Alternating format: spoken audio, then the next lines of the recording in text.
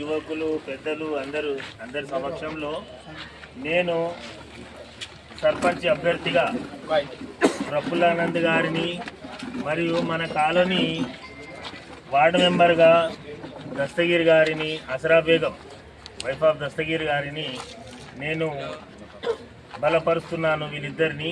కాబట్టి మన కాలనీ వాసులు అందరూ వీళ్ళను ఓటు వేసి విజయం వైపుకు నడిపిస్తారని, వీళ్ళిద్దరిని గెలిపిస్తారని ఆశిస్తున్నాను. ఉంగరం గుర్తుకే, గౌను గుర్తుకే. మా కాలనీ వాసులు కూడా అందరూ వీళ్ళ పక్షంలోనే ఓటు వేసి గెలిపించుకొని బస్తీకి కావలసిన పనులు చాలా ఉన్నాయి.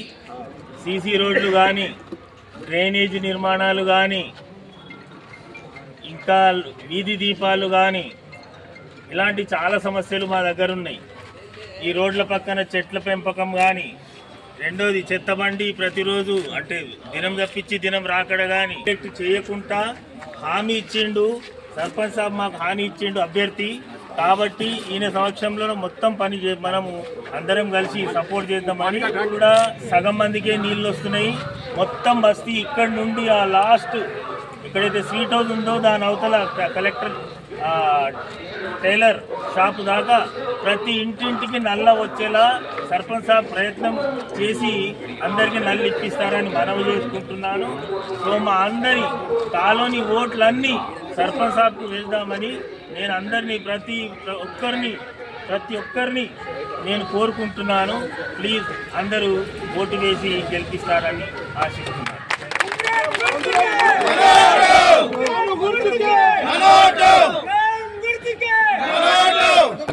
మరియు గౌరవనీయులు మహమూద్ అలీ సాబ్ గారికి మరియు అదేవిధంగా గౌరవనీయులు ఆసిఫ్ సార్ గారికి మాకు మద్దతు ఇచ్చినందుకు వారికి హృదయపూర్వక ధన్యవాదాలు తెలియజేస్తున్నాం.